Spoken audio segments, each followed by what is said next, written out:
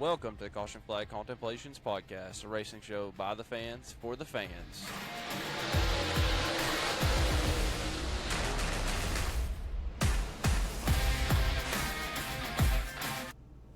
Welcome in to this week's show, the Caution Flag Contemplations Podcast. I'm your host, Casper.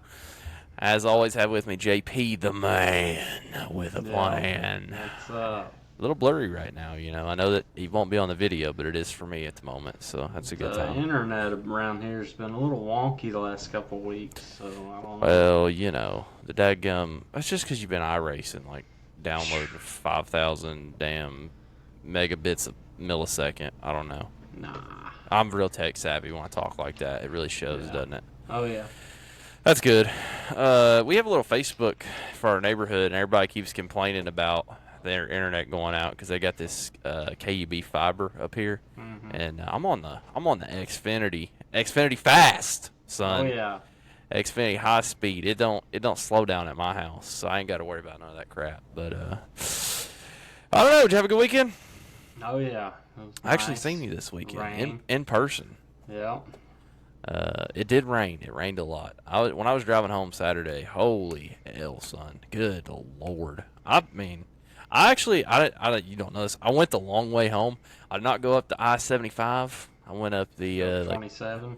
I took the old H Pike all the ways down to 27, yeah, and I went up to Dayton and went over on I guess 60? it's yeah, wow. what is that? Highway 58. Highway 58, Highway 68, one of the two. Like Watts Bar Dam. Went over that way, right in front of the I-75 Speedway. Unfortunately, they got rained out this weekend. Sucks for them. They were supposed to have a two-night show, Saturday and Friday. Got rained out like everybody else did pretty much in the whole country. But, dude, it was raining so hard. I was like, I'm kind of glad I'm not on the interstate doing 75 right now. It's kind of nice to just be doing 55. And, yeah, I don't know. It was a good time. I got Taco Bell on the way home. Little pre-Cinco de Drinko celebration. I went ahead and hit the taco pack, threw half of it away. But I did hit that on the way. They got this strawberry cream Baja Blast freeze thing. And I did not realize it was like a cream in the strawberry. But let me tell you, as much as I hate to say it, it was actually delicious. I hate to say that. It's almost... You remember those cream slushes they used to have back in the day at Sonic? I don't know if they still have it or not. But it was kind of like that, but then it had the Baja Blast, and it was good. I mean, you just need a little bit of, Coconut Bay. We'd be getting there. Maybe a little Blue Chair Bay, whatever it's called. A little coconut rum probably would have made it better. But obviously I was driving home, so couldn't do any of that. But yeah, it's a good weekend for me, too. I think pretty chill. Sunday we did a little marketplace shopping. Went picked up something that I was like, hey, is that going to fit in your car? And the wife was like, oh, yeah, no, it'll fit in my car for sure. And then she's like, well, can we take your truck anyways? I was like, yeah, it's fine. No problem, whatever.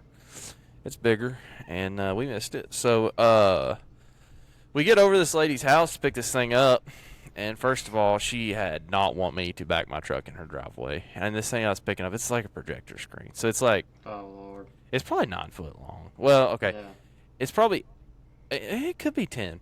So I laid my bed down, my tailgate down, and it still was hanging out the end. So, yeah, but it would have fit in Honda CR-V, though, no problem. Oh, yeah, for sure. So, glad we got that figured out. So, but anyways, this lady was like, as soon as we pulled up, you know how like sometimes you do the marketplace thing and you pull up and you're just like, oh, she don't want me in her driveway. You can tell who they voted for and how they feel about certain things, and she wasn't happy I had a truck and a racing shirt on. So, anyways, I parked in the street. Try to be respectful, and I could tell she was glad. But yeah, she was. Anyways, we bought the thing. It was just one of those marketplace times, but super nice neighborhood back there, really nice. And got that done. Dropped it back off of the house. Went out for a little brunch. Oh, your favorite? You would have loved it. Oh my God, it was so good. Oh my God. It's this fancy restaurant, kind of called the Plaid Apron.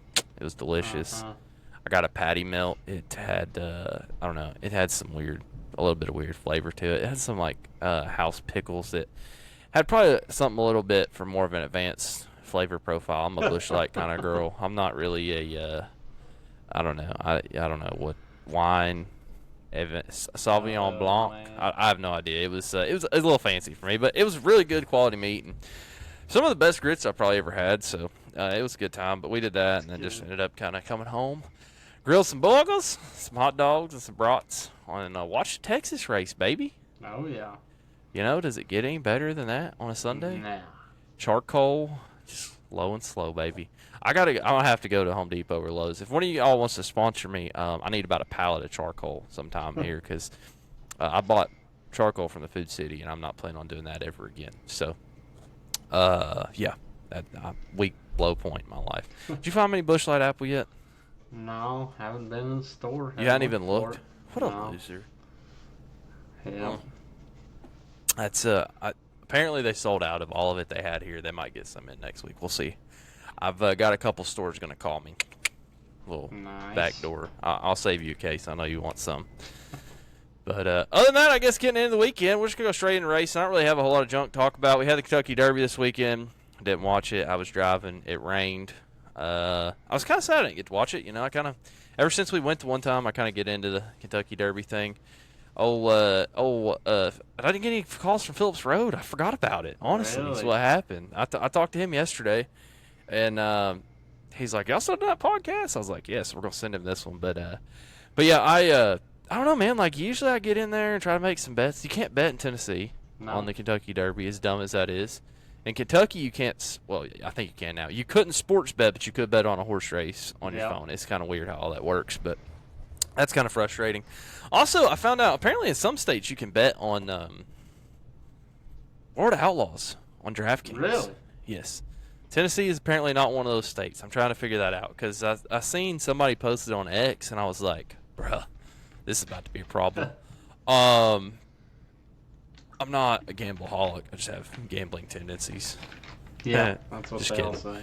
Just kidding. The whole online betting thing when it first started in Tennessee, like, I guess you weren't old enough to scan your license yet at that point. But like when it first started, everybody got into it and it was cool for like 2 years. First year, everybody made money because they were just throwing money at you left and right, like pew, pew, pew, pew, pew. Bonuses Then they got and you. bonuses and deposit matches. That first year, I think I made like $1,200 or something like that, like college football. And then the second year, I about broke even, and then the third year, I gave all that $1,200 right back, probably.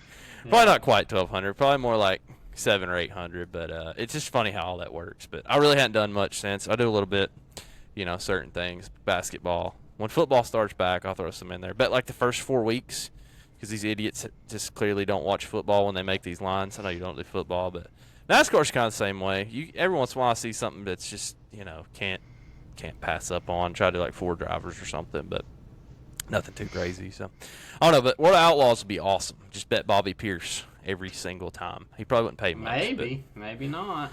We'll see. We're about to get that. He had a little company up there at the front this weekend at the Mississippi Thunder Raceway in Wisconsin. Dude, I think I want to go there. Like, we need to at some point figure out like a Wisconsin road trip for some racing. We need to go to Road America, and we need to go there. Road America. Cedar Lake. If we're going to Wisconsin, we're going to Cedar Lake's fine too. If we could figure out how to go all those in like a 1 week, that'd be a great vacation. We could even vacation somewhere on the lakes in Wisconsin, like the Great Lakes. You can rent boats. It's like being on the lake up here. It'd be awesome. I would really enjoy that or whatever. But yeah, I don't know. So I thought it was a great race. But yeah, Bobby definitely had some company up at the front, kind of coming in this weekend. I really felt like in World of Outlaws, Bobby was pulling away, kind of from the pack. And it was, we've got kind of the 3 characters in the Lucas points, and you kind of see Bobby in World Outlaws, but there really hadn't been a defined second, third, fourth, whatever you want to say. Yeah. There's a couple guys that were in there. I would have put, now I'm drawing a blank. Hoffman, T-Mac, who else is that? I had a whole list. Just a minute. Gustin. Possibly.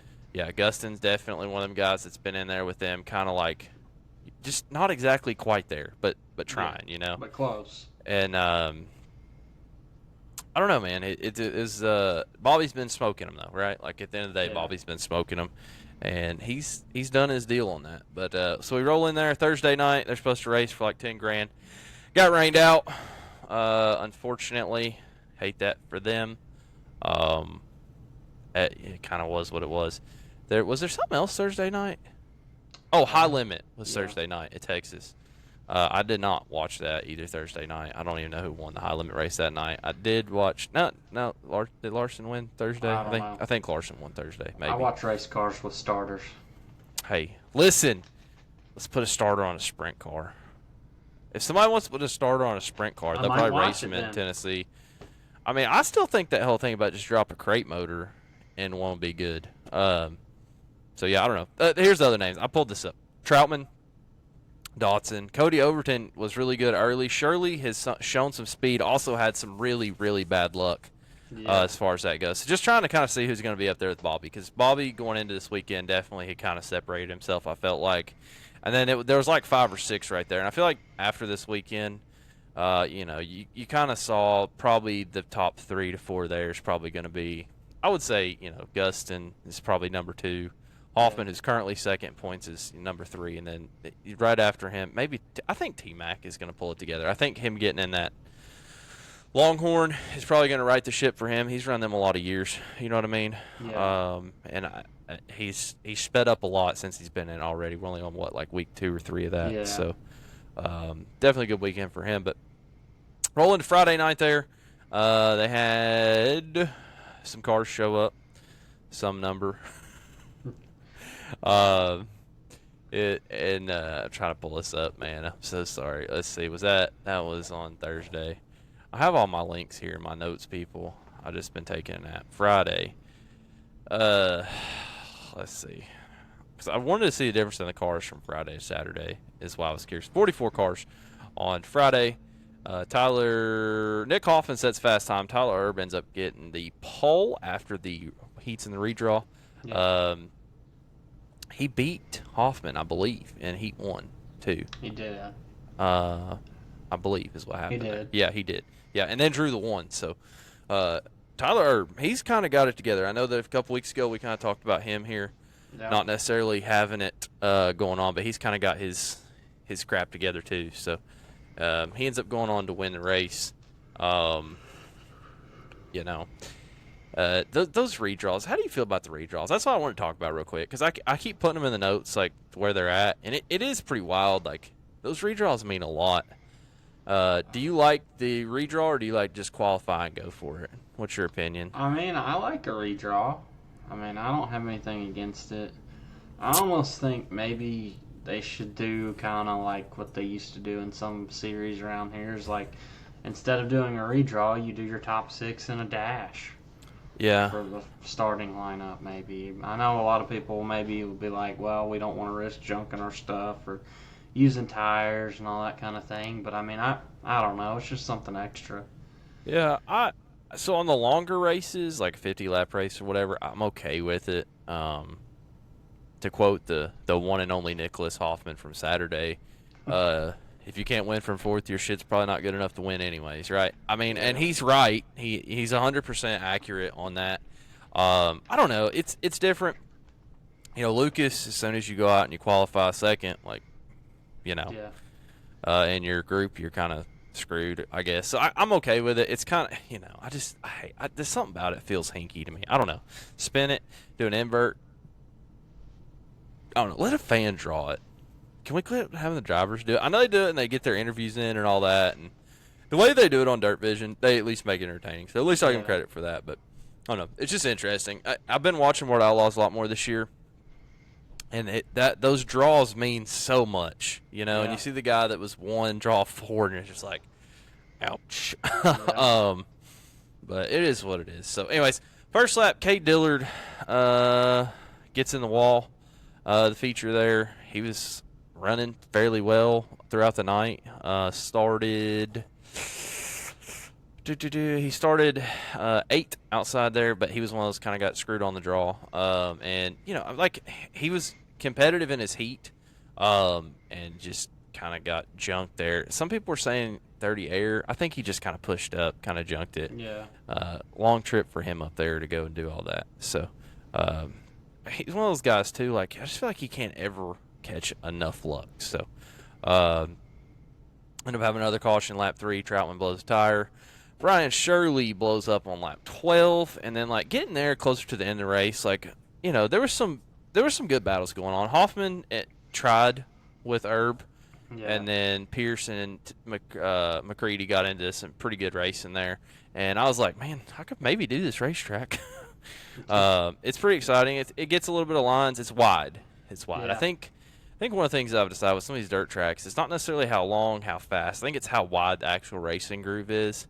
And a lot of that has to do with track prep. I felt like that this place was pretty heavy. I thought, as far as being wet, I thought they did a pretty good job. Didn't really dry out too much, but it also makes it fast when they do that. You don't get to slick and slide and all that. So Saturday I felt like it was definitely a little bit drier, slowed down a little bit, a lot more sliders, but good race.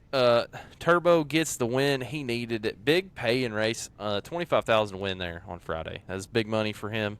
That's his second win here in the last 2 weeks. Over $20,000. He got that one at Tazewell for 21. This one for 25. So for somebody that started out the year, I would say pretty fairly terrible. Rough. Yeah, he really hadn't been good. Looks like maybe he's getting it dialed in too. And it makes you wonder. The new tires. I don't know what tires some drivers are going to adapt to it or whatever. You never know. It's something new. Well, and like he's never been that great, like out of speed weeks and everything. And I was reading some other stuff. He's had some different crew guys. There's been a lot of crew guys moving around in the dirt late model world here, really for like the last 2 years. This whole thing like with Thornton and all that, leaving SSI and Davenport breaking up with Jason Durham and all that. There's been a lot of shakeups all the ways around every driver. So that's interesting, but definitely a good win for Turbo wearing the Jailbreaker Chips fire suit. The prison uniform got the win. The Jailbreaker Chips, they sell those down here at the Weigel's stores in Knoxville, Tennessee. They're kind of good, but they're also kind of weird because they just have everything. Like sour cream and onion, salt and vinegar, barbecue, cheddar, Dorito. I mean, dude, it's like all the flavors on them. It's kind of weird, but you can get them for free with your Weigel's Rewards points. Or at least you could. I don't know if you still can. So go on down to your nearest Weigel's, get you some horchata milk, and celebrate with some Jailbreaker Chips and Tyler Herb, all right? Do you have any comments you wanted to make, or did I cover that enough? No, you got it covered there. Okay. You like Turbo? I do. I don't know. No, I like him, but like, man, sometimes he gets a little much. So, he definitely throws it in there sometimes and pisses people off. This thing I like about it, he don't give a shit. He don't care. He's going to do what he's going to do. Yeah. I see people complain about, you got turboed. You got Bobby. Like, he's an aggressive driver, and, there was was it last weekend or the weekend before? Like, he got himself in a bad spot, wrecked himself to not hit somebody else. Like, I don't think he goes in there to be dirty. I just think he goes and lays it all out there sometimes. And he probably drives it in a little bit over his head, but I think he's kind of like trophy or steering wheel kind of guy, right? Like, he's a racer. He doesn't do anything else but race. So, congratulations to him on the Real American Beer World of Outlaws late models win. That is very, very much a mouthful. Like, just for the record, presented by Dirt Vision, by the way. Yeah, gotta tell you that part. So, but yeah, good race for him. Hoffman finished second, Bobby Pierce third, Tim McCready fourth. Again, like I said, T-Mac I really think is getting his stuff righted. Ashton Winger with a fifth. That's an impressive finish for him. I think he started pretty far back. Winger started outside row 9, so that's like 18th. So pretty good for him up to fifth. Pretty good run for him there. Cody Overton kind of just like mid-15s. He's out there grinding it, trying to make it work, I guess, on his time. But, good to see that. Hate to see Dillard. And Shane Clanton blew up, too, before, like, the race maybe even started or on lap 1 or something like that. He had to park it. So, he's been driving a lot more than I thought he was going to. I thought he was half retired. Just Bulldog, that dog can't quit, That dog got to hunt. So, we'll see what happens there. But moving on to Saturday for World Outlaws. They had 30,000 to win. They had 49 cars. They gained 5 cars there.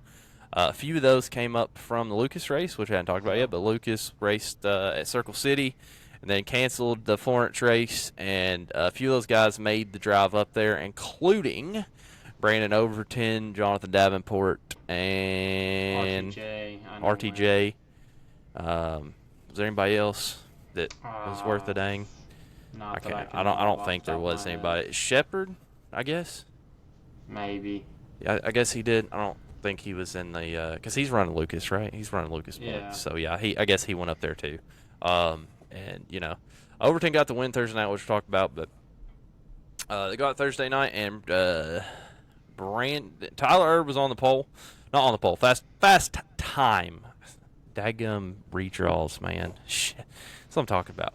It kills me. Overton did win his heat, though. So he had that heartbeat hot sauce machine that you love so much, just absolutely smoking them, son. Doesn't it look good when it's going fast? No. I mean, it gets me worked up. But, yeah, I don't know. Anyways, I get through that. Go to the feature. Redraw. Shirley draws the pole. T-Mac draws second. Overton draws third. Hoffman draws fourth. Gives us that quote I gave you all a minute ago. If you can't win from fourth, shit's not good enough. Pierce draws fifth. Thank the Lord. Turbo, unfortunately, draws the sixth after the win the night before. Hate that for him. But, I don't know. I felt like this was pretty. They go in the feature. It's fairly high caution. Hoffman gets up to second on about lap 15 and takes the lead around Brandon Overton about lap 18, 19, 20, somewhere in there. Yeah. And he was pretty well gone. He won there last year, too. I think, this track must suit his driving style pretty well. He has confidence.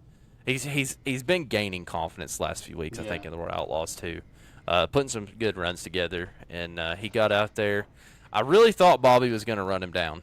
Bobby gets around Brandon for second, like lap 33-ish.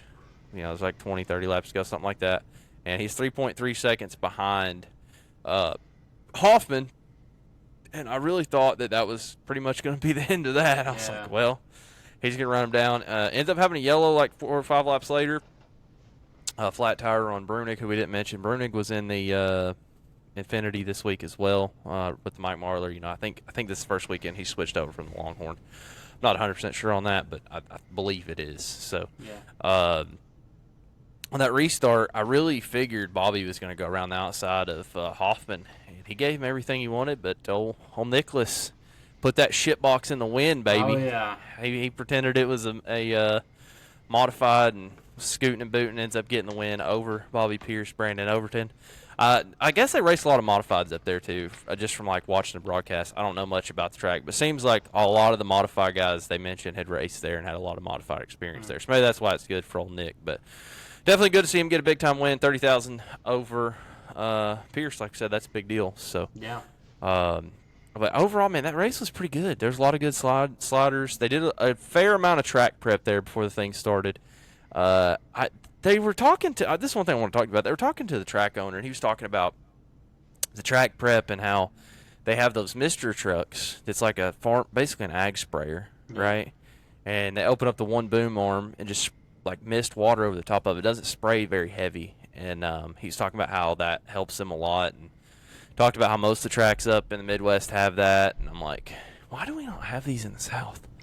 Is it too hot down here, you think? You think it just dries it out too fast? I don't know. I'd like to see somebody try it. If any of my Southeast track owners ever happen to just get on this, let's try one of them things, because I feel like, they use that and it worked really good. So I feel like it works a lot. They use the same things like Fairbury, Farmer City, all that stuff. So kind of curious to see if we can ever get something like that. But I thought the track was really good. And watching that race, like I said, made me definitely want to be like, man, if I could ever make it, that one's going up on the list of two racetracks. I felt like the front, is a little bit of a snoozer, and definitely, the air means so much in these things now and everything. But there was a lot of good moves going on in the back of the pack. So I thought it was a great feature, and happy to see Nicholas get a win. I need to get a new shirt, man. I really want to get a new Hoffman shirt. Yeah. I had one before, and my dadgum dogs chewed it. I also had a blue RTJ shirt that my dogs chewed. So same fate. It's unfortunate. They must like blue shirts, man. I just don't buy a blue one. I got this Mikey Marlar shirt on. It's blue. Been chewed yet. It hadn't got chewed, believe it or not. This is a good old blue horn. But oh, yeah. But yeah, I don't know. Awesome to see Nick get it done. I hope he gets up there. I'd love to see him. I'm biased towards him on that tour. He's one of my preferred drivers on the World Outlaws tour. So would definitely like to see him get get running. That moves him into second, 76 points behind Nicholas Hoffman and about 30 ahead of Ryan Gustin. So we'll see what happens there. He has had 11 top 10s, which matches Bobby Pierce. He's been consistent this year. He hasn't had a whole lot of bad races out of 13. If you got 11 top 10s out of 13, you're doing pretty good. So, like I said, I really think he's kind of put himself up there as like the 2 or 3. I still think Gustin is probably 2 just because he's got a little bit more record. And he obviously has 2 wins. So, but I do think, if you want to say you got the top 3 in Lucas, this is going to be your top 3 of World Outlaws. See what happens from there. Other than that, to wrap up World Outlaws, did you see Bronson? I did not. Bronson dropped off the tour. Said they need to get their junk together. So he wasn't up there this weekend. Basically said that they're kind of frustrated with where they're at and just want to test as much as they can, race as much as they can until they can figure out their cars because, the national tour is hard, man. And if you don't have it, then why go up there and waste your time? So I don't know what he's going to do. I'm assuming he's probably going to run this Flow Racing deal.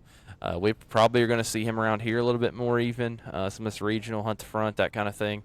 I'm sure he's still going to go to the big races. Yeah. But, kind of curious to see what happens there. I saw his wife or girlfriend or whatever was tweeting, I think it's his wife, was tweeting pictures of him, like, messing with some goats and stuff over the weekend on the farm.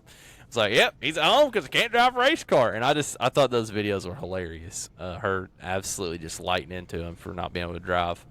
And he's like, I don't want to be farming. I'll be on the road. But, yeah, it was pretty funny. So if you see those, y'all be sure to like all those videos. So moving on. Lucas Oil late models. I used to say that was my preferred tour. I have to say, Ruben's really growing on me. Their formats are growing on me. The Speed World Outlaws really growing on me. How they run their program on Dirt Vision. Yeah. Still can't beat James Essex, though. No. It is what it is. You can't. The one thing I want to talk about with Dirt Vision too. They had the plus minus during the feature, like positions gained and lost. That's big time. Flow. That's one thing I get irritated with Flow still to this day. They still sometimes have scoring issues. I know sometimes that's the track's fault not getting it communicated or whatever, but I really thought it was cool when they had the plus minus spots. With the split times and all this kind of stuff, kind of cycling through. I thought it was cool. That was definitely next level for a dirt race. But I did enjoy that. It points out who's making runs, who's not, especially whenever the cameras sometimes have to focus more on the front of the field in these because we don't have as many cameras as you do at, say, a NASCAR race. So it kind of tells you where to look, I guess. Definitely a fan of that. So, all right, Lucas. Circle City, 15,000 win. Friday night. This is a bull ring, baby. Tiny track. Is it a fifth, fourth? I didn't even. Fifth? It's probably fourth. What they said. Probably a quarter. It was tight, man. They had those tires down there, like buried in the ground. Yeah. Did you see how they were like banging the bumpers on them, basically every lap, almost like hooking it to turn the car. Yeah. Even at the end of the race, about to win, old boy's still knocking them down coming off there, and I was like, shoo. But I do like those better than a Uke tire, I guess. Overall, I think those are probably better buried in the ground like that. If you're at a high-speed track, I don't know that you can do it because it would really send a car airborne. Obviously, that track being a little bit smaller is capable of doing that. So, let's see. Let me pull up my note. The Circle City's outside of Indianapolis. We're in Indianapolis, Indiana, technically. They said it opened in 2021, I believe. Really? So it's a newer track for sure. And I feel like I've watched midgets race here before, for sure. But I it's been a while. I thought it was interesting. That's pretty new for a racetrack, Yeah. But yes, they had 27 cars showed up for Lucas race. I don't know if it's because it's Thursday. I don't know if it's that everybody thought it was going to rain. Obviously, you had a little bit more money this weekend available at Mississippi Thunder. Also, if you were going to try to run the Florence race, your setups are going to be pretty different from this bull ring to Florence, which is a little bit bigger, flatter, faster kind of deal. So I don't know if that was part of it, but I felt like it was kind of a low car count. I was a little bit surprised with that, but basically, Brandon Overton whooped everybody's ass. That's pretty much what I can tell you about that race. Fast time, and won his heat. Moran won a heat. Ricky Thornton wins a heat. go on and start the race. Davenport wasn't great. He finished second. Obviously, his heat or whatever was back there. He ended up finishing fourth. Your top four for this race, basically the good race in there was Alberson and Moran, both at different times tried to make a run at 76 at Brandon Overton, and burnt their stuff up, basically. I felt like Alberson in particular, trying to catch him. And then, there were some cautions. And Moran made an attempt, but Brandon's got his stuff together. I think he's tired of finishing second, Yeah, this week for the racing, I feel like a lot of the guys that have had not a great start to the year really, with Turbo coming and winning and Hoffman coming and winning.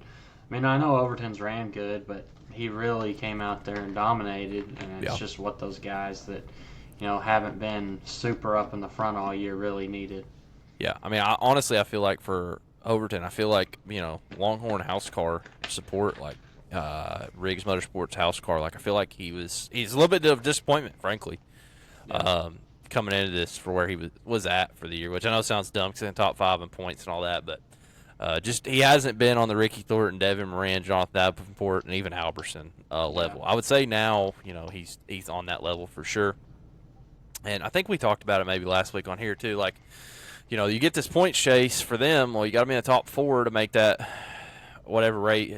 What they got? 4 races, 3 races, something like that. Yeah, something like that. To wrap it up. And at this point, you're pretty confident in the top 3, unless one of them absolutely goes on a bum scale as far as Thornton, Moran, and Davenport.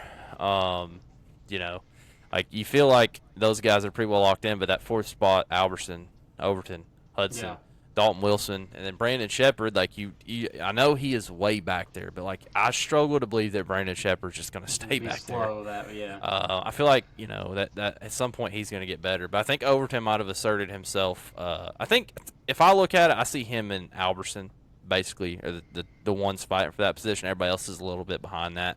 That next group is like Hudson, Dalton, and Brandon Shepherd, and really getting the part of the season where we're cranked up here. These guys will be racing a lot.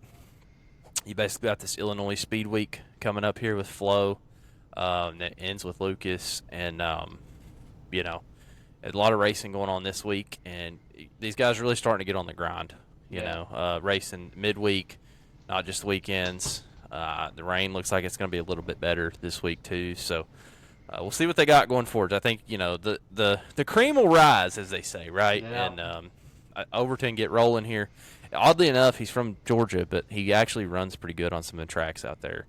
In Illinois, Iowa, some of that brown dirt, he does a pretty decent job. So we'll see what he's got going forwards. But good to see him up there. And like I said, that heartbeat hot sauce car just it gets me worked up. If I bought a race car tomorrow, I'd be looking for something like that with like a 13S and then Caution Flag Contemplations on the front. But those flames, man, I'm really a big fan. I wish you would do something for your iRacing ride and get it looking that good because it's a beaut. I don't know. I don't know what else to tell you on that. I'm curious to see. He gets the 2 wins in that car. I don't know how long they're supposed to be on the car, but it does make you wonder if they're about to get an extra couple races for free. So we'll see what happens there with the Riggs Motorsports team, but yeah, I guess that's about it as far as wrapping those up. We had a lot of rain. Like we said, Florence got rained out for Lucas. Hunt the Front got rained out at Livonia. Cherokee got moved from Saturday to Sunday, went from 20K to 10K. They had a few cars show up, not many. Spring Nationals are going to run at Dixie Speedway. I guess Friday they got rained out. Like I said, it was rain all over the southeast, man, unfortunately. Our local tracks, I-75 got rained out. They were supposed to have sprint cars Friday and Saturday. They got rained out.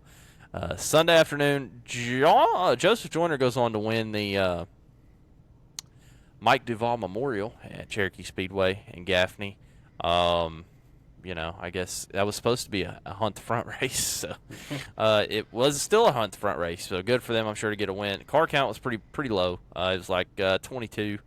But given the cut on the money and then it being Sunday afternoon, daytime race, a lot of times that cuts down. But as far as like the local guys go, it's a pretty good field.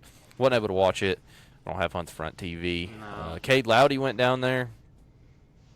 from our area. Chris Ferguson finished last. I don't know what happened to him, but you had Joseph Joyner, Trent Ivy, Ross Bales, which top 3. Jensen Ford finished 7th. So, Jensen trying to see what he can do. I guess get his stuff right for Hunt to Front too. So, we'll see what happens there. Going into this week, it is a big week here. Like I said, we're going into this. I guess we call it Illinois Speed Week, I suppose. Yeah. Starting off Tuesday, if you guys listen to this podcast, tonight at the LaSalle Speedway in LaSalle, Illinois, Flow Racing Night in America, 20,000 to win.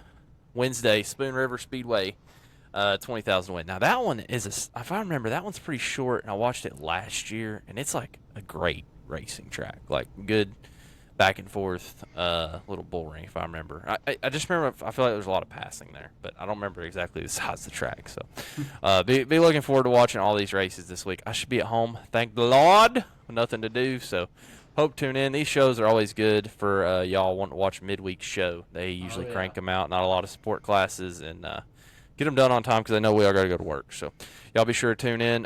They'll be at Lincoln on Thursday. And then Lucas picks up there at Farmer City on Friday for 25,000 to win. And then Fairbury, May 10th, a.k.a. Saturday night, 30,000 to win at the Fairbury American Legion Speedway. So that's another one on the list for us, obviously, to go to that we hadn't made it to. So hopefully we can make it there one of these days. But yeah, good to see everything getting fired back up. Also this week, locally, we have the Gold Mountain Speedway, the Little Caesars Hot and Ready 40 the, I guess it's like Crate All-Stars in Sparta, Tennessee, Friday night. Might try to see if I can squeeze it out there. I don't know if I can, but I'm going to try. We'll see what happens. If not, I'll just watch some Lucas, I suppose, and we'll see what happens there. Saturday, long list of races Saturday. Like I said, Fairbury for Lucas, Comp Cams at Batesville, Spring Nationals at Lake Cumberland, Great Racing USA, Waycross, Ironmans at Atomic, Topless Outlaws, Duck River, anything else? Those All-Stars, same ones that I was talking about going to on Friday, racing at Volunteer Speedway in Bulls Gap, Tennessee on May 10th. So that's doubleheader for them, back-to-back. Will not be there, going to be busy. But if I was in town, I'd recommend somebody trying to go to that one. That's a great track. You definitely want to make it out to at some point in time. That track is wild. Yeah.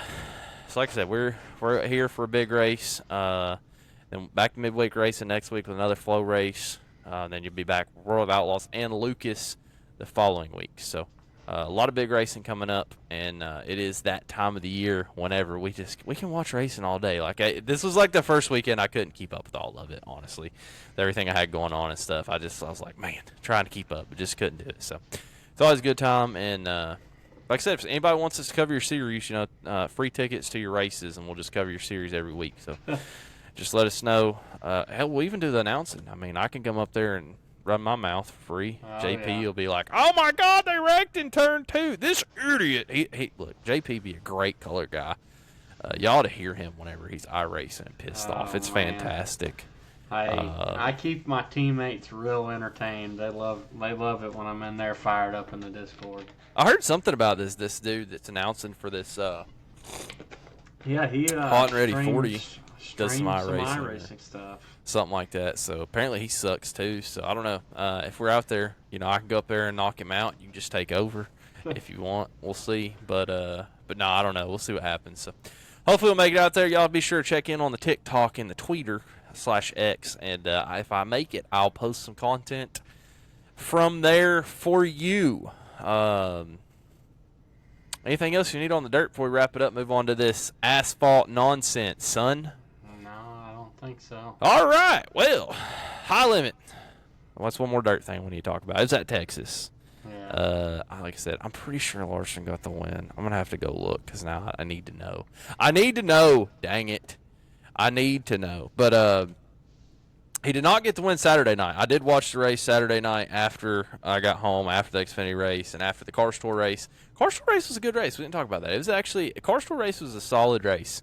They were at Ace Speedway, which is in some weird town, North Carolina, and I was impressed with that race. I watched that on the way home too. So they barely got it in before the rain, did what they had to do. So let's see. Thursday, What the crap? I don't want the championship points. No, Brent Marks won over Brad Sweet, and Kyle Larson finished dead last. Just kidding, he finished ninth.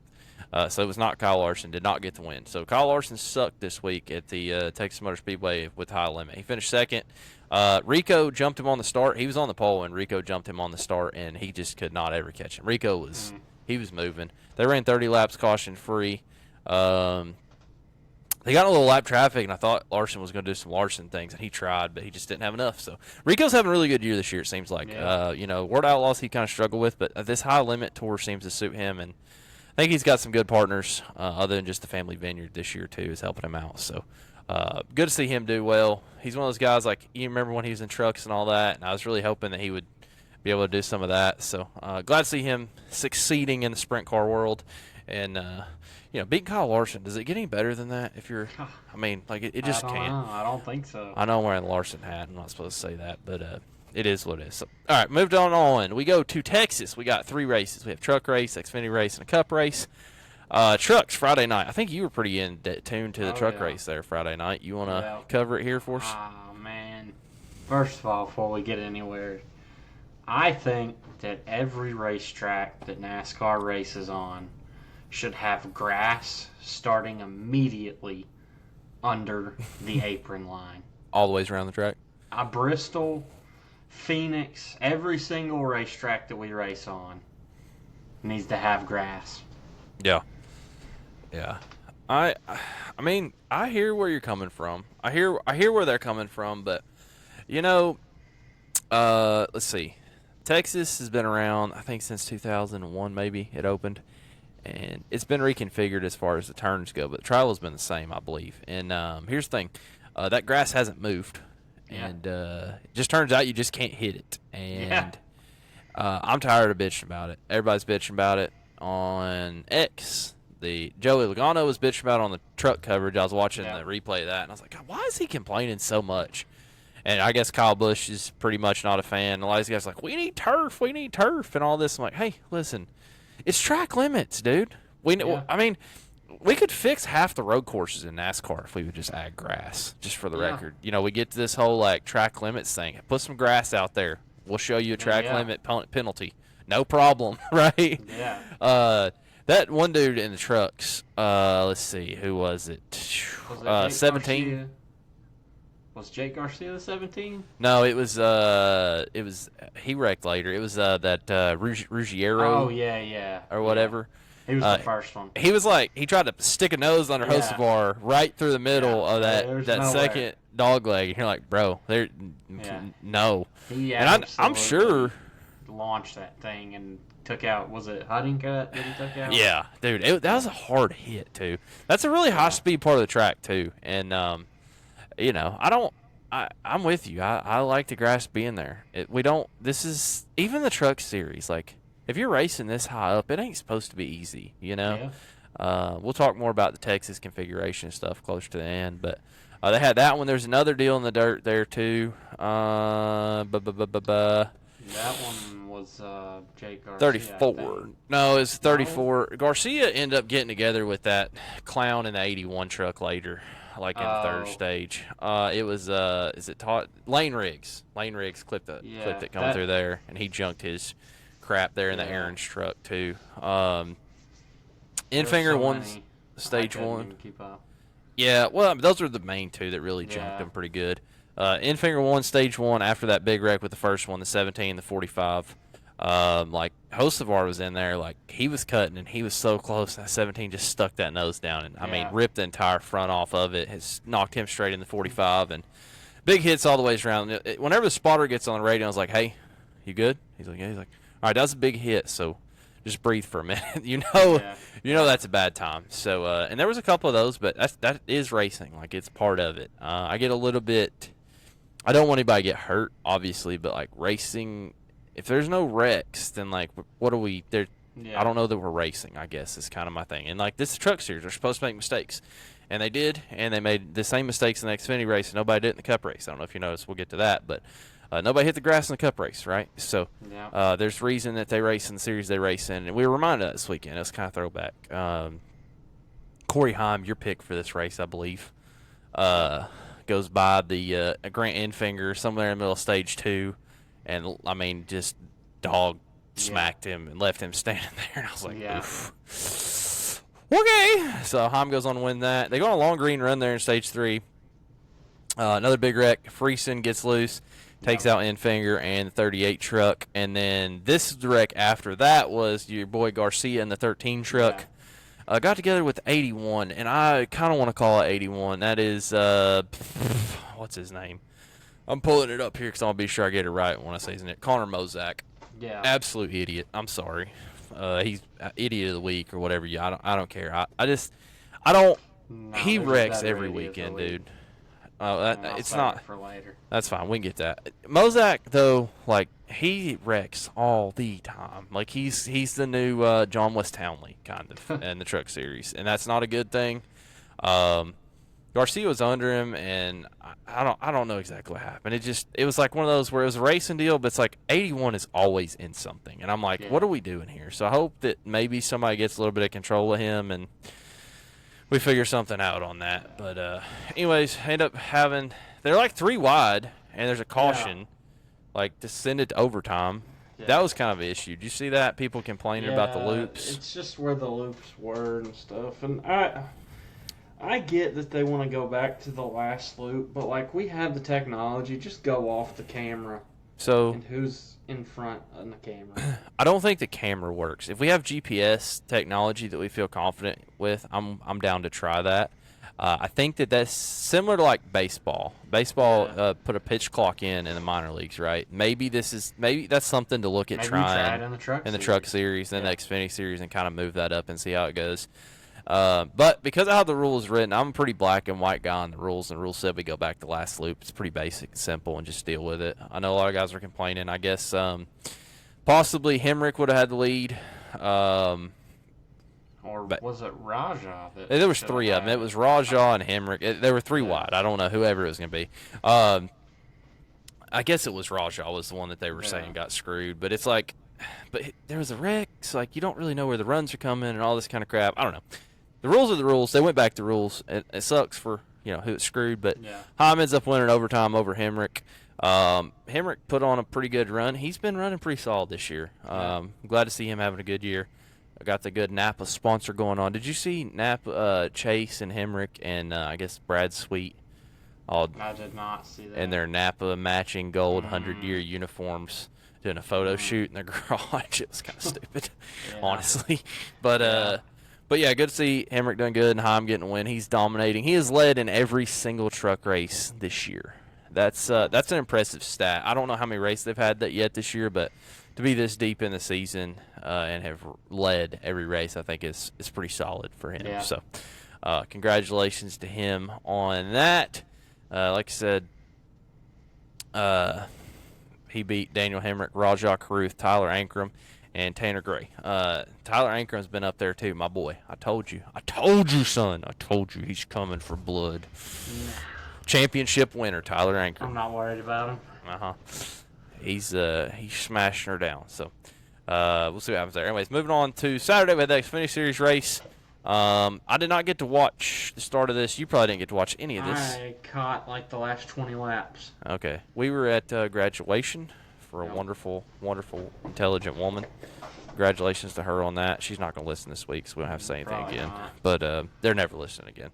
But yeah, that was a great, good time hanging out down there, and happy for her. But yeah, on the way home, I pulled over and watched the end of this race at the Taco Bell, honestly, because it was like, Larson was running away with it when I turned it on. He had got past Allgaier and was kind of running away with it, and then I got out there like about to get on 27, and then it was like, oof, that yellow hurt though.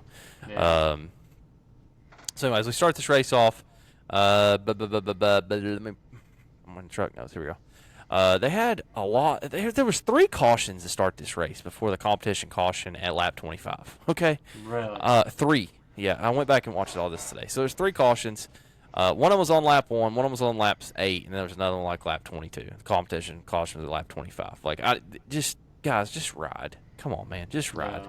Yeah. But it's one of those things where, I want to talk about this after the Cup race too. But like, this track is just not an easy track to drive, and those Xfinity cars are loose because they're actually race cars. Yeah. And it was good to watch. It'd be difficult to drive. Like, I was a fan of it. But Allgaier goes on to win stage 1. Austin Hill wins stage 2. And then, Allgaier's leading back ahead there, like 50 to go. Larson almost got into Allgaier trying to pass him. And then Chris Wright, absolutely. I mean, is TJ Major still spotting for him? Am I off on that? Maybe TJ needs to retire, get some glasses. I don't know. But, like, Chris Wright, like, goes top, bottom. Allgaier's trying to get around him. Yeah, he was, like, barely moving. Yeah. And Allgaier just runs straight in the back of him, which I don't want to hate on Allgaier, but, like, dude, you got to do something. You can't – I don't know. It's definitely lap cars got to do a better job, but also, like, you can't junk yourself from the lead, man. That's I watched 2 guys this weekend junk it from the lead. One was in the Cup race, and it's hard to watch for sure. And, they end up having the caution. They go after that one. Larson ends up running away with it. They end up having another caution, like 12 to go, and they had another caution and another caution and another caution. At the end of the day, Kyle Larson goes from, with 12 to go, pits for tires. Yeah. And I was like, I thought it was the right call, and then he came out 10th, and I was like, whew. I don't know. It's okay. And then, it was the right call. Bro, that initial restart, he went from like 10th to 4th. Yeah. And then the second restart, he went from 4th to 2nd, and I was like, "Oh, never mind, this is over." Yeah. But Mayer gave everything he wanted. To be fair to Sam Mayer, my boy here a little bit too in the Xfinity Series, he gave him everything he wanted. But Larson did get the win. I was curious on that last restart though, was Junior pulling for Larson or Sam Mayer after his comments about the whole series wants another shot at you, and then Larson comes to drive this car. Was he wanting Larson to win or was he wanting him to lose? Because it was pretty embarrassing. I mean, I would say that's domination. When you restart 10th with 8 laps to go and you pass everybody in 6 green flag laps, tires or not, I mean, it's pretty good. And he absolutely left them. Smoked them, burned them down, all that. So congratulations to Kyle Larson. That is his second Xfinity win. Should have been his third Xfinity win if he didn't get junked, basically. So he's having a good year in the Xfinity Series. The Blue Hog. I've seen all that barbecue sauce. Never bought it. I might buy some now. So that worked out good for them. I don't know if you know, but I got a Valvoline hat on. I only have that on because Kyle Larson's a stud. So brand loyalty in NASCAR is real. For those of y'all don't understand. If anybody that's got a big company wants to make money, sponsor a race car. Yeah. I keep buying Chevys. I had a Chevy blew a transmission at 65,000 miles, and I'm still going to buy another one. I'm just telling you. Next truck I'm going to buy is still going to be a Chevy. Yeah. I put $10,000 in that thing for parts that should never break. But I'll probably do it again because, it's a Chevy. That's my thing, Valvoline oil. There was a while I did Quaker State back when they sponsored Hendrick. Pennzoil for a brief second. And at Valvoline, every vehicle I own's got Valvoline in it because Hendrick. It is what it is. Napa Auto Parts. I go there all the time. It works out, I'm never going to Advance, ever. Never going to Advance Auto Parts. F Ryan Blaney. But yeah, I don't know. It really does matter in NASCAR. Like, literally that Blue Hog barbecue stuff, like, I'm pretty big into smoking stuff, right? Like, yeah. But I've never bought it, and, like, literally I was like, oh, guess I have to buy some now. I mean, like, that's – it's crazy how that works. But NASCAR fans, we were talking about this today, and it's wild how NASCAR fans really are like that. I'm not the only one out there. So, good time. Anyways, moving on to the Cup race. Cup race should be the most boring race of the weekend. Psych, bitch! Not this weekend. It's a good race. I actually really liked it. Yeah. Lap 20, Noah Gragson spins out. Free pass to our hometown boy Chad Fincham. He's 1 lap down. Got him a lap back there. Lap 20 worked out good for the old Knoxville boy.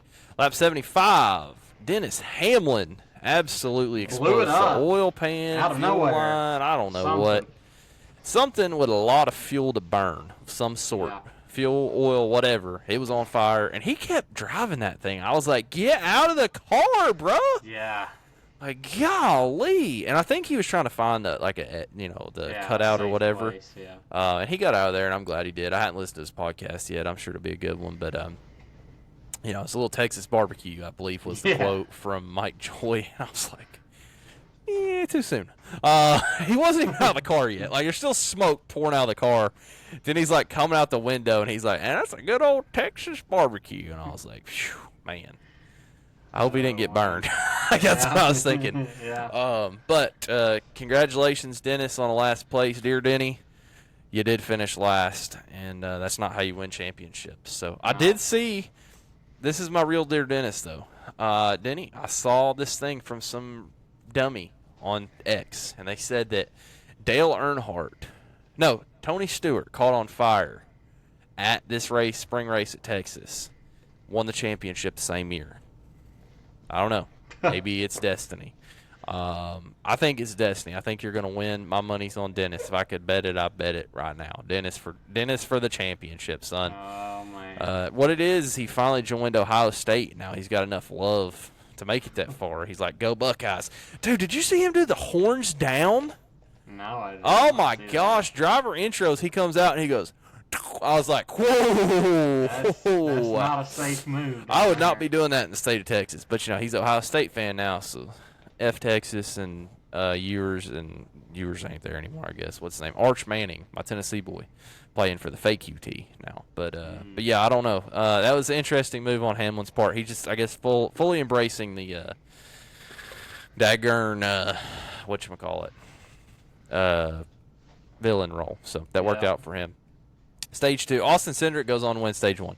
Stage 2, 19 of Spun out of nowhere.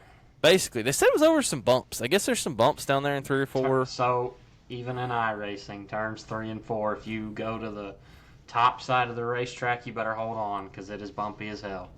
And there's one very specific bump. Yeah. And you feel it in iRacing too, and that's the one that was catching everybody.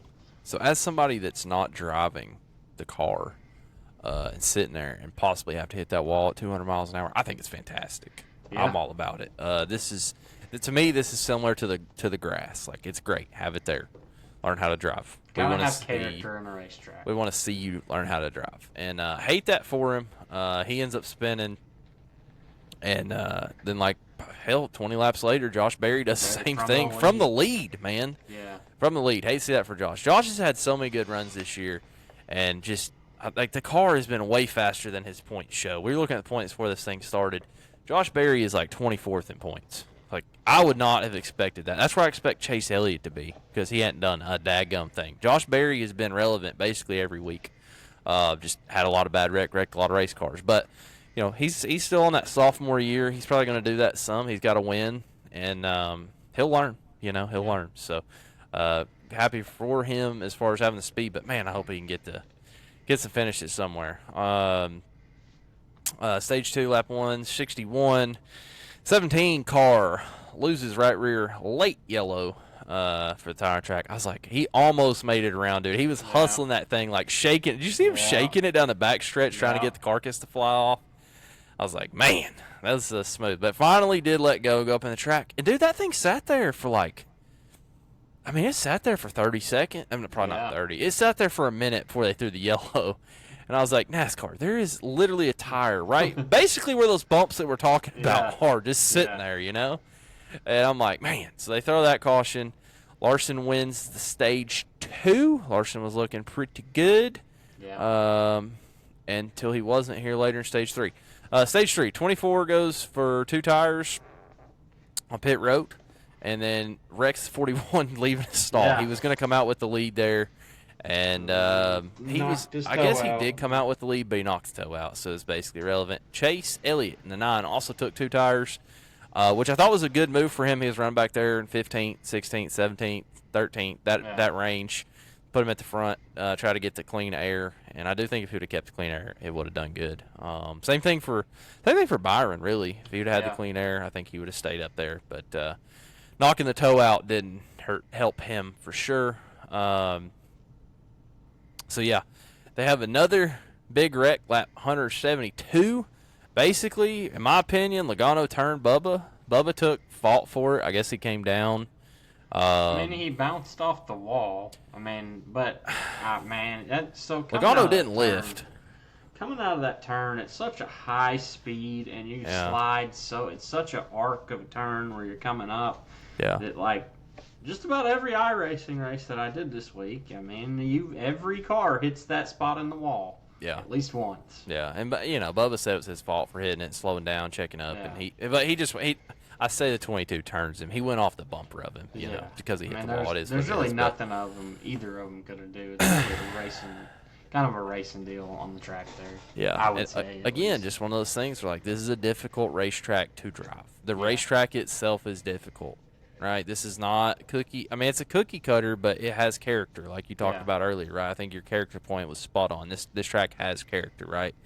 From being difficult off turn 2, difficult off turn 4, bumps in turn 4, grass on the front stretch, like there's a lot of things you're dealing with, and your positioning and your racecraft matters because of that, right? So that was interesting. Hey, that for him, pretty big hit there too. Yeah. So glad to see Bubba all right. They had speed all day before that. They were relevant and had that happen. Lap 229, Kyle Busch. Looking like, brother, he was up there looking like he was going to do something too. I guess he hit the same bumps, lost it. Might as well just retire at this point. I mean, I don't see him doing anything else. You gonna give us a Dear Kyle? No. Okay. It's just sad. I wish he could win a race, but I don't know that it's ever gonna happen again. I mean, I was really starting to get the feel like, hey, this feels like one of those races where one of these old guys can hold it together and get it done, and he was running third in that 7-Eleven car first time that paint scheme's been on the track, and then he I was feeling that way until I seen him spin out, and I was like, oh, yep, he's done. He it's turned probably 40, he needs to retire. That was the announcer's jinx. They talked about him for the first time, and he immediately backs it in the fence. And I was like, dang it, son. So that was tough for sure. But yeah, tough hit for Kyle. It really wasn't too bad of a. He ended up finishing okay, actually, in the race, just for the record. I mean, it wasn't great, but it's not like he completely junked it. He finished 20th, so, he finished all the laps and everything. It's not like he junked the car, but it was weird. It was crazy how his car, like, hit the wall, backed into it, and then just slid with the bumper on the wall. It was a little bit different. It was like drag marks across his back bumper, really more than damage, so definitely a big hit there. Hocevar gets into Priest. Another big wreck. Yeah. Like Hocevar, I was texting you during the race, and I was like, at some point, Hocevar's going to run out of talent. I guess maybe I was talking to Dad on the phone and said that, and he did indeed. Another 10 laps. You have the 6, the 8, 41, the 2. Somehow, Junket going down the back stretch. I don't really know what happened there. There's so many yellows at some point, I kind of quit worrying about it. So, yeah, I don't know. Basically, the 42, we get down to the end of this thing. Michael McDowell has this restart against Kyle Larson on the front row. Ryan Blaney gave up the front row. Like a dummy. Which, yeah, and it surprised everybody on the broadcast. It surprised me and everything. And somehow, Michael McDowell drives around Kyle Larson on the outside on this restart. They never really reported. I was curious what happened to Larson's car. Man, it looked like he almost had a loose wheel. It had a tire going. Like, he was so slow. Yeah. I don't know if it was just like he got in the dirty air and it was just that bad. I really think that's what happened. I guess that's what it was. And the track was changing a little bit too. 1 and 2 is in the shade. Track temperature's probably falling a little bit, and they didn't keep up with the adjustments. But yeah, one of those deals where, like, if this is a 350-mile race, like, Larson dominates this thing, right? But it's not. McDowell up there looks like he's going to do something. He was driving his nuts off trying to block 22. He took him to the wall, son. To the wall. He dropped his left sides below the apron, and Logano had all 4. Man, that driving is just retarded and shouldn't be allowed. I mean, He was pointed at a 45-degree angle going down the backstretch. There's no way in hell that's ever going to work. And honestly, he should be penalized. It's stupid. Well, so he shouldn't be penalized. He could have hurt himself or Logano. That could have been a terrible wreck. I mean, you're going full throttle. You're going to go straight into the wall and put another guy in there with you. Like, what? I mean, what the hell are you thinking? That's a good one. What would Joey do if roles reversed? I don't think he's going to block him, but he's not going to block him that damn hard. I don't know, man. I don't know. Joey's a blocker. Look, here's the thing about McDowell. He knows he ain't got that many chances. He has to win to make the playoffs. He knows it. He was there. He could smell it. He drove it as hard as he could and ends up wrecking after that, unfortunately for him. Hated that for him, but, yeah, it happens. So, anyways, McDowell ends up getting in the wall. End up having a restart. Blaney versus Logano. That was a joke. Nobody thought that was going to do anything. Logano smokes him. I guess Chipper Jones just fired Logano up this week. Logano goes and gets the win. We had what I thought was a decent race, and then Logano wins and pretty much ruins it for me. But killed the mood. But yeah, overall, man, I thought this was a good race. I know that a lot of people don't think this is a good race. I was looking at the poll here before I got on the podcast. I was like, oh my gosh, this is my points on Texas, and you've brought up a lot of these yourself as well, but like it has character. You got bumps. It's tough getting off turn 2. It's narrow because of the PJ1 situation on the outside. You have the grass, which makes it tight on the front stretch. This is a tight, narrow racetrack, and it races good, and guys have to make big time decisions, and accidents do happen.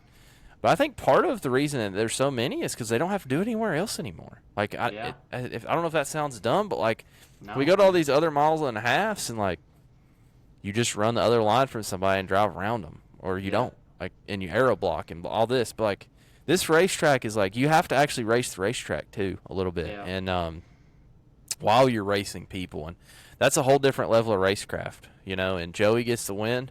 Doesn't surprise me for him to be up there and get the win because he's, at this point, you know, I'd say out of the drivers in top 5, you know, for sure, right? Yeah. Possibly top 3 drivers on the track right now, whether you like him or not. Obviously, I hate him, but definitely a big win for him. Somehow Ross Chastain sneaks his way up in there to second. He got around Blaney on that restart. I was hoping he'd give him 5 more laps. He might have got there too. Because he'd hit Logano. I'll tell you right now, if Logano would have thrown that block that McDowell threw on Chastain, he wouldn't have gone under him. He'd have gone through him, son. Through him. So, also, Ross Chastain's paint scheme, super sexy. I loved it. I think it's the flames. Just do it for me. I figured it out. It's just the flames. I love the flames. I know you'd hate it, but the old Tootsie's Orchid Lounge up there in Nash, Vegas, that was a good time. So, Ross up here grinding out some finishes, doing a good job. I like the quote, this is a working day. So the cars were garbage. Not afraid to say their cars have been garbage. They have been, all of them. Every single car for Trackhouse has been. I obviously, I got the Hendrick hat on, but so do you. I really think that Rick cut them off, and Chevy cut them off, and Jeff Gordon, honestly, probably somewhat cut them off, given his run-ins with Chase and Larson and wrecking people every week. And I don't know if that was fair, but I think they've kind of switched their resources over to Spire. I think that's why you see them doing really well. I think, I don't know, the inner workings of the Chevrolet pecking order there, but I really kind of think that Spire at this point is probably a little bit higher up than the Trackhouse is. I'm curious to see what that means if we get new manufacturers. I feel like Trackhouse is a very marketable brand to a new manufacturer.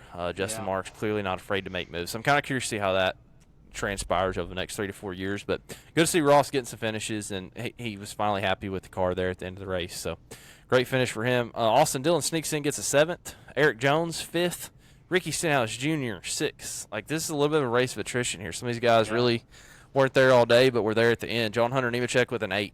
Daniel Suarez with a 10th. Todd Gillen, 11th. Ty Dillon, 12th. How many times has Ty Dillon finished in the top 15 this year? Nobody's mentioned his name. Probably, I don't know. It's been a couple. I mean, he somehow he just grinds it out, finishes the race, and ends up doing okay. And like I said, this was really an attrition deal. A lot of torn-up race cars. You had, I believe, 12 cautions. You had 12 cautions for 73 laps. I mean, that's whew. I was thinking when this thing ended, if this baby was 500 miles, whew, it'd been a long one. Like, it was 3 hours, 28 minutes at 400 miles. Like, this is a 5-hour race if it's a 500-mile race, probably, given the caution situation. So, overall, I really enjoyed the race. My hometown boy, Chad Fincham, did beat Denny Hamlin, so congratulations to him. I know he doesn't listen to any podcast or anything, but definitely a solid finish if you beat Denny Hamlin, because F Denny Hamlin, The U. The U of hell. I hate Denny Hamlin. And then he's an Ohio State fan. Makes it even worse. So, but yeah, he only got 73 laps in. Some hard hits there for some guys.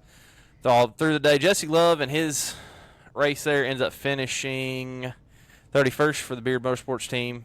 He had a wreck, spun out. Yeah. He is going to run RCR cars. I saw that right before the podcast started. He's going to run RCR cars for a couple more races, including this upcoming weekend at Kansas Speedway, which we're moving to for Mother's Day. I kind of don't like the fact that NASCAR is racing Cup races on Mother's Day, just for the record. It used to be at Darlington on Saturday night. Everybody went home to see their mom on Sunday, but they don't do that anymore because they don't do anything old school, which kind of sucks. But anyways, moving on to Kansas this week. Truck Series, Cup Series, and we got a lot of dirt like we talked about coming up. Should be a pretty good week, I think, for racing. Overall, Texas is a great track. It's a banger. Don't remove it. Don't. Nope. God, please don't make it a drafting track. Whatever you do. Yeah. And you people that aren't happy with it, like the grass thing, like you talked about. I mean, it's like I don't know. You want us to just move the out of bounds line for football whenever somebody's got to make a tough catch. Same thing about basketball, whatever. Like it's just stupid, man. Yeah. Like no, leave it how it is. Like they don't need more space there. If you do that, you got to change the track, and that's kind of up to them. But I like it. I like the challenge in the racetrack. I think. Yeah. I was really thinking about it. There's not a lot of tracks that have challenge left. There's a few. I think Dover has some challenge in the racetrack. Martinsville probably has a little bit. It's not as much because speeds and all that. Darlington. Obviously all the road courses because you have to make every corner. If you miss a corner, it's a big deal. But some of these road courses, one thing that we talk about is the stupid-ass track limits. Well, guess what? Like I said, if you put grass there or gravel there or a tire stack there, they're going to know. Like, you're going to find out what these guys got. So, overall, I thought it was a great race, and I don't really want to get rid of Texas. I would almost like to see this night race for Cup there. One's probably enough for the year. Doesn't necessarily need twice, but those of y'all that can't appreciate it, just remember you would be complaining if this was like single file, no passing all the time. I thought it was crazy they were shifting. That was kind of my last comment I wanted to make about that. So it's pretty wild. That's how slow they have to get in the corners. That kind of tells you a lot, I guess, as far as this is a difficult track to drive. But other than that, last comment on the Texas broadcast. Why in the hell is Jamie McMurray feeding a kangaroo on my TV? Hell if I know. I saw a tweet earlier today. Somebody said it was they were showing the script before the race because, baby kangaroo's a Joey. So Joey won. I mean, it's scripted. NASCAR scripted, confirmed. All right, you heard it here first, folks. NASCAR is scripted. My man JP right here, the man, the myth, the legend. Put it out there. That's why he's got that dirt flag behind him. That's where we go to because that shit ain't scripted. Asphalt's for getting there, dirt's for racing. I said that backwards. Yeah. But, hey, listen. Y'all go out to a dirt track, watch Little Kansas racing. Picks for the week. I did not select anything for us to pick this week. I'm trying to figure out a different way to do our picks. We're changing our picks effective this week. I've decided I don't like this head-to-head necessarily. It takes too long. The rainout's hurt. So I have an idea we're going to go for in just a minute. But overall right now, we tied 2-2. There was a push on the Hunt the Front race. Because of that getting canceled. Yeah. If Corey would have raced Sunday at Cherokee, I would have gave you lost. I would have gave you the win, but because Corey didn't race and it wasn't a Hunt the Front section race, then I couldn't do it. Sorry. Yeah. But so that was a push. But here's what we're gonna do this week, and this will be more fun. But we're gonna take 3 shots at it, I guess. Okay. We're gonna pick 3 winners. It could be from any series you want. Okay. So that's what we're going to do going forwards. I haven't given you any time to prepare for this, so if you need some time, that's okay. We'll go over the schedule here a little bit with what we got going on. But, yeah, so you can pick, because this can be dirt. You can get creative. So, this is something I want you to do a little bit of your own research as we come in the show where you just pick a winner. And, I mostly want it to be racing. If there's something special that comes up, like if it was Super Bowl week or something like that, you could do that. But mostly I want it to be racing picks. If there's something you want to throw out there, just shoot me a text or whatever throughout the week, and we'll do that. But this way you can pick your winners and you can go do your thing. So I'll give 3 winners here, and then I'll let you go. And you can match me or not. You know, that's up to you. So, for the Cup race my first one is going to be Cup race at Kansas. I'm going to go with 45 of Tyler Reddick. I just think he's going to do it. He was running pretty good at Texas. Decent speed, kind of got some bad luck there at the end. So I'm going to take him. That's my pick number 1 for the winner. And then I'm going to pick at Fairbury for Lucas. I'm going to pick Brandon Shepherd. Big time, baby. I know that's kind of out there, but I'm going for it anyways. And then I got to come up with one more. Those are the 2 that I was like, I really want those 2. So I'm debating on trucks for Ankrum as a lock. I also feel like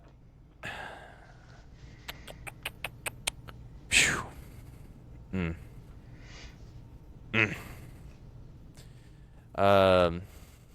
gonna go for Ankrum for the truck race. That'll be my other one. That'll be my next one. Okay. So that's gonna be mine, and then like I said, you can type in yours here yourself and do that. And then basically it's just gonna be whoever gets the most wins, right? So and if nobody wins, then nobody wins. It is what it is. We're not gonna go to like next best finish or anything. It's just gonna be whoever gets the most wins. Because this makes us seem like geniuses if we get this right. It's really hard to pick a damn winner in a race. So do you agree that's more difficult than? Yeah, I like this. I think this is I like this idea. Okay. So for my first pick, I'm going to also do the Cup race. And I'm going to say that the 12 car is going to turn his luck around and get the W at Kansas. Okay. Shout out to D-Watt. D-Watt got a TikTok. Y'all, he was on here a couple weeks ago. Y'all go find him on TikTok. Blaney's his boy in the Vance Auto Parts Machine. He's putting out some good stuff there. So y'all be sure to give him a follow. Like, subscribe, whatever. I'm sure he'll make it back on the show at some point. You know, it's gonna be me and JP, and he's gonna come in here some. I don't want to, I gotta have some flavor to add every once in a while. But I like what he's got going on. His page there is DWatt4912, 4912, because he likes daggum Jonathan Davenport and Ryan Blaney. So take that 12 and wipe your butt with it. But yeah, DWatt4912. So shout out to him there. All right, next. All right. For my second pick, there is no Xfinity race, so you're going to need to change that. Whoops. It's Trucks and Cup. Wow. This is what I get for giving you no warning. There is an Xfinity race in 2 weeks at Charlotte. Something. Damn. 3 weeks at Charlotte, I guess. We're going to go out on a limb here for the truck race. Oh, my gosh. We'll take See, that's the thing. You can take the layups, but see, if you miss on the layup, you're a loser. Yeah. It's like missing the dunk. Yeah.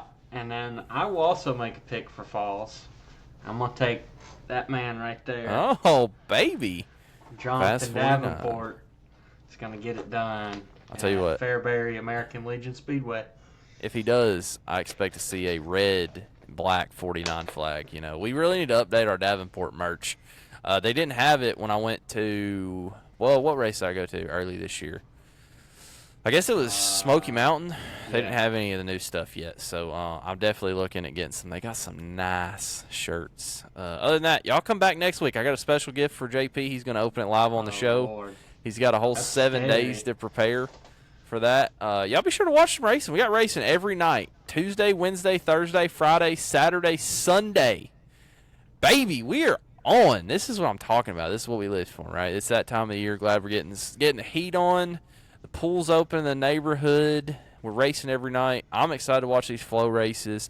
Curious to see who's running the points for that. I was curious if Bronson, I said he dropped off the World of Outlaws. Curious to see if he's going to come up there and run that. Did Bobby Pierce win that last year? I think so. I think Turbo will probably be pretty tight. Obviously, a lot of those guys are going to come run that and see what they can do. You could get some regional guys that go run that because it's only like 10 or 11 races, and we're going to run 3 of them right here. So we'll see what happens there. Obviously, that ends or, well, maybe it doesn't end, but they have a race up there at Volunteer Speedway that I'll probably go to, and that's where Kyle Larson and Christopher Bell are going to run late models. We can somehow make that happen.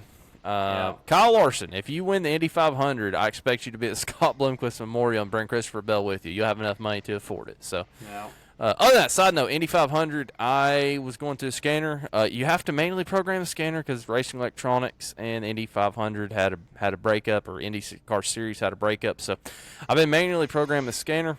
Ordered some new headsets that are on the way for me and Pops, so we can talk there with the intercom system. Yeah. So hopefully that'll be pretty cool. They shipped today, so looking forward to that. And I guess, we'll see how that goes. Hopefully that works out. I'm a little nervous about it, but hope it works out. And definitely looking forward to Indy 500. Going to be watching that. They have their race Saturday on the road course, and then we'll be moving over after that. It'll be IndyCar qualifying, practice, and all that, and I will be into that. I'm probably going to talk about that on here pretty good. I'm pretty excited about the Indy 500 the more I think about it, man. It's going to be wild. 300,000 people. Holy It'll be the fastest cars you've ever seen on a racetrack, too. Most disgusting thing I've seen in my entire life for a ticket. Parking 1 mile away from the racetrack, $150. So, have to eat my Wheaties and get to walking. But, anywho. Anything you got for us, sir, on the way out? Anything you need to say? Anybody you need to shout out? Any words of wisdom? Not really. They just need to clean up the iRacing, dirt racing. It's getting ridiculous out here. Well, you know what? I'll get Steve Myers and let him know. Yeah. Only thing I got to say is, Denny Hamlin, you suck. You lost to Chad Fincham. Y'all, hammer down.